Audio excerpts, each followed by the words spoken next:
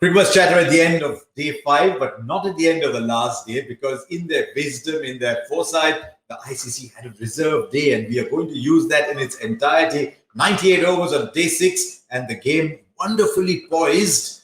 A couple of results possible. I don't think a third is within the realm of possibility, but we'll talk about all that in just a minute. This is where we are.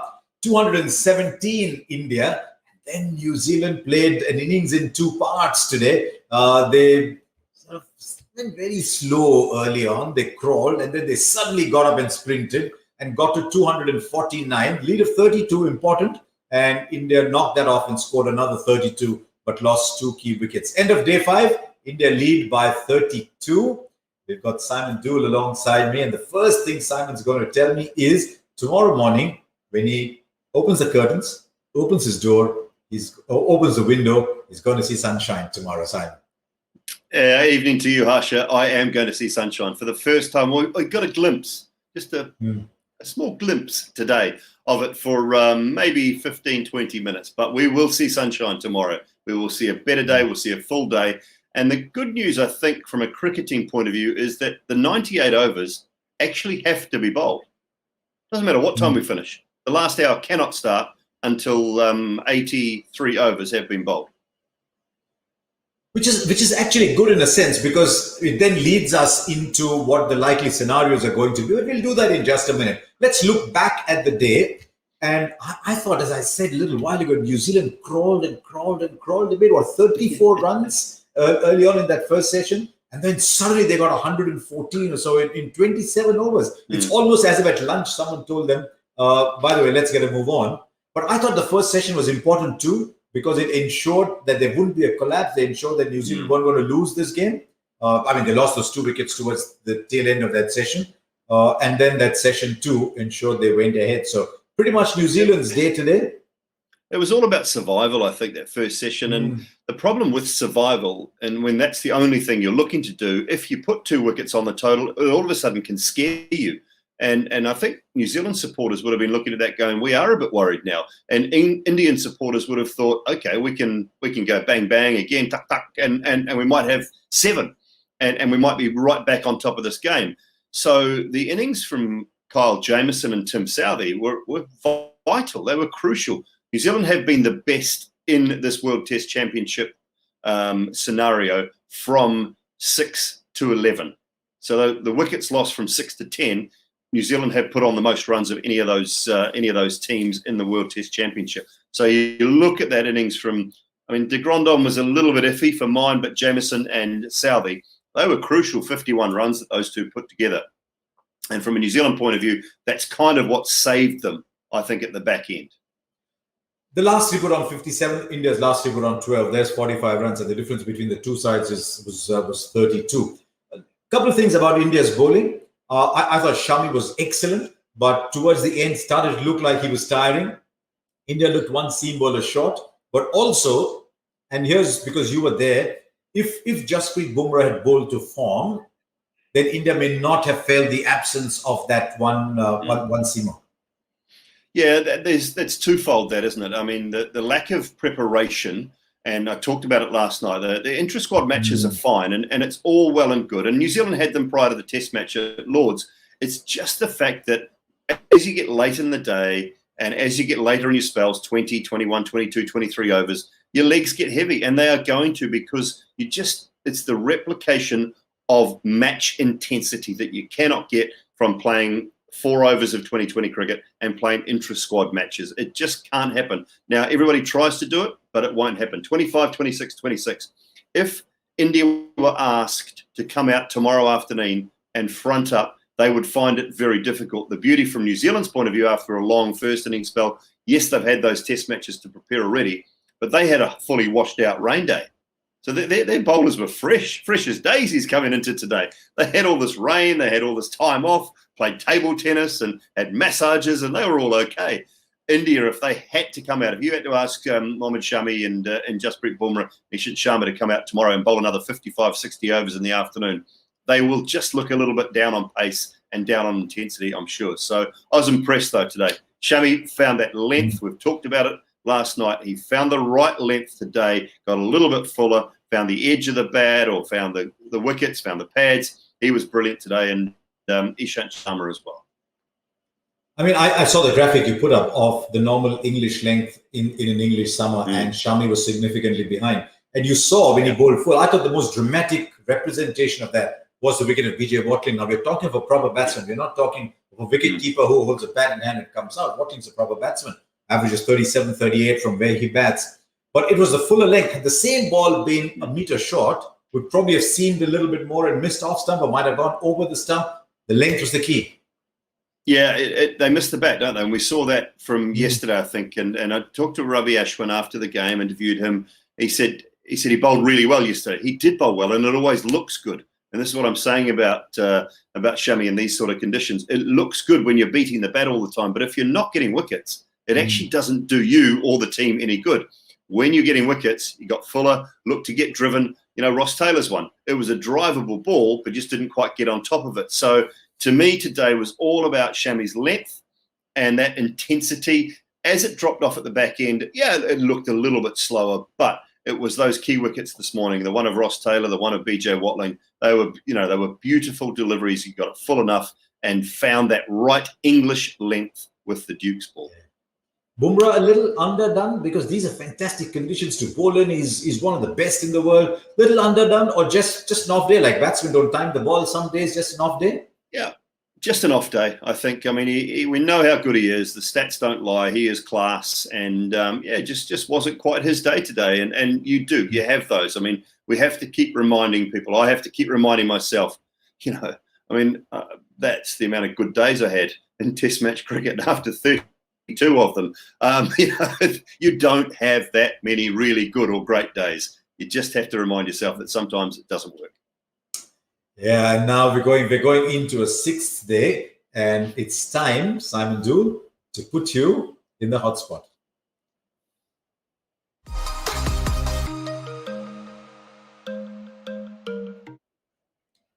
All you guys, Simon, who come off a long run, not figuratively, actually in a bad situation. You come in off a long run and just do not bowl enough overs. I mean, New Zealand at least were reasonably, they were just sort of a couple of overs short. But India in that second hour, India in that session, you look at 13 and 14.2, it looks all right. But that was 27.2 in about 2 hours and 10 minutes because that session got extended a little bit. In a game where so much time has been lost to the weather, we're actually losing 20, 25 overs to slow over rates. Look, it's sad. It's a shame. There is no right, no wrong answer to it. They've tried many, many things. They've tried different things around the world in county cricket, test match level. They've tried fines. It's just not working. It is not working. I do not have the answer. I don't know what the answer is. Is the answer penalty runs at the back end of the day for the bowling side? If you do that, the batsmen start to waste time. So they're guaranteed to get penalty runs at the back end because the batsmen are not silly either. They know that if they the shoelace comes undone and then they just take a little bit more time between deliveries. All of those things materialize suddenly. Yeah, all of those things will assist them at the back end of the day. I don't know the answer. Nobody has suggested anything to me that I believe would 100% work. So where are we at? We get to these situations where, again, another 23 overs in this game, if all of a sudden there's 120 overs left in this contest, it becomes more mouth-watering. I don't have the answers, Harsha. I'm sorry. Hashtag Cricbuzz at Cricbuzz Live. I don't know. Send them in. Tell us. There'll be thousands of theories out there, but which one's right?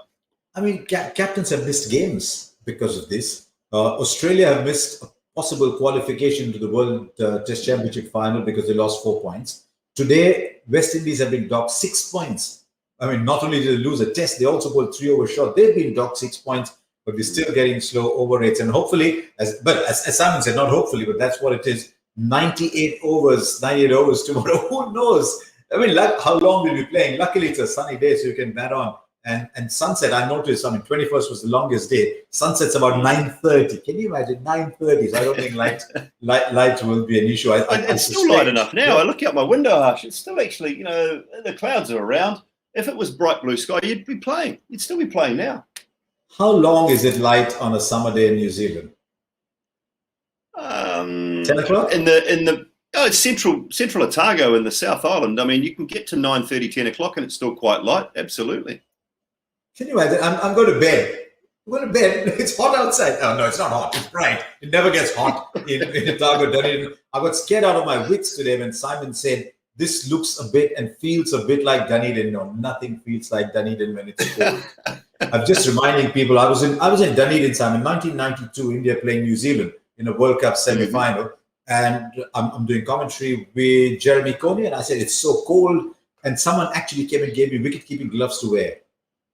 It was that cold. But we now know it's very hard to push the off-air button, though, Harsha, when you got wicket-keeping gloves. You can't push the off-air button or the mute button or the cough button. I know, we're doing radio, though, so we've got the constant chatter. And as you know, Jeremy can talk for as long as you want when required. Yeah. Okay, let's look at it. We're delighted we got full 98 overs in tomorrow. Let's press fast forward.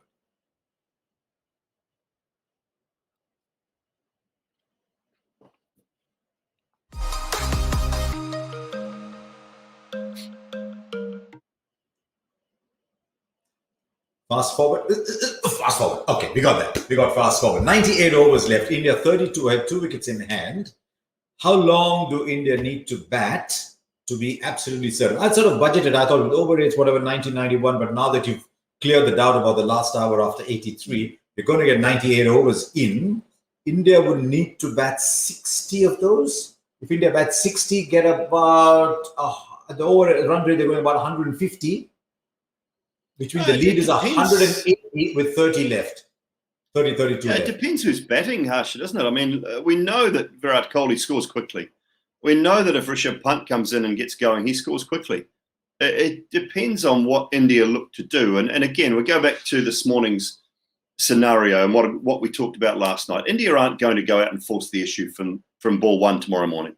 They are going to make sure that they are safely through that first hour and a half, first 20 overs, and then just see where the game is at that stage. If Virat Kohli bats for the 30 overs, we know how quickly he can score. We know how quickly he runs between the wickets.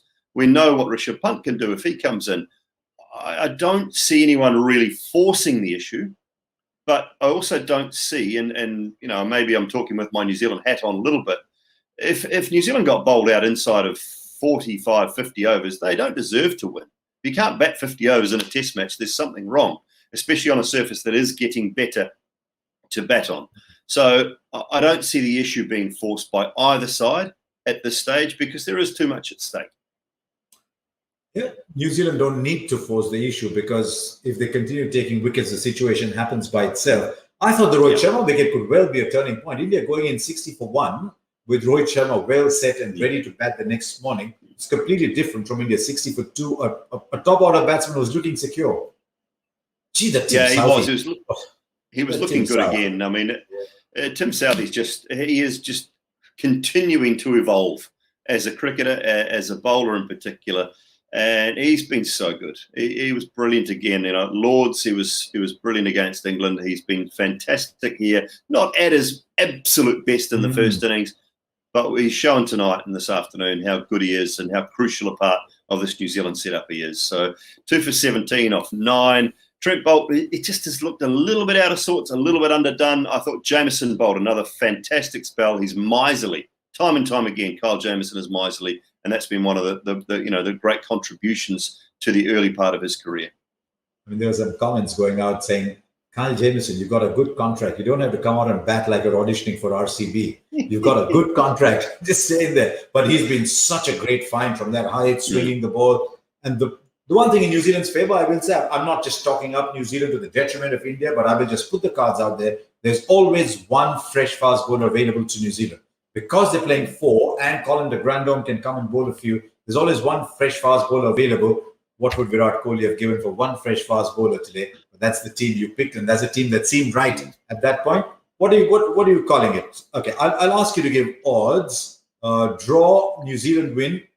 We'll talk about an India win if possible at all at some point. I see that in too distant. It's too far away at this stage.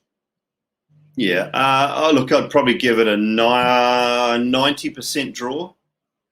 A 10% New Zealand Why don't win. I believe you? Why don't I believe you? Why do I get the feeling you're trying to say something else? No, I just think that I think it's going to be a lot more difficult to get wickets tomorrow with the surface, with the sun out. I just think it's going to be a lot more difficult. We'll wait and see. Sun out. We've not seen that a lot. We'll wait and see what it does to swing bowling. The ball is, more wickets have tended to fall around 60, 70 overs with that ball. It's still hooping around. This ball is already 30 overs old. Now, remember, 50 overs is what I talked about. 50 overs into the game. If you've sort of 6-7 down, there's a new ball that gets available to New Zealand. So all I'm trying to tell you is so many results possible. All we focused in this game is how much time has been lost. What I want to tell you is, hang on, there's still lots that can happen tomorrow. And of course, Simon will be there, and we'll chat tomorrow at the end of the final of the World Test Championship. Thank you very much, Simon. Look out of your window into the bright sunshine while I walk home after midnight. Goodbye. Thanks, Harsh. Look forward to tomorrow. Take care. Bye.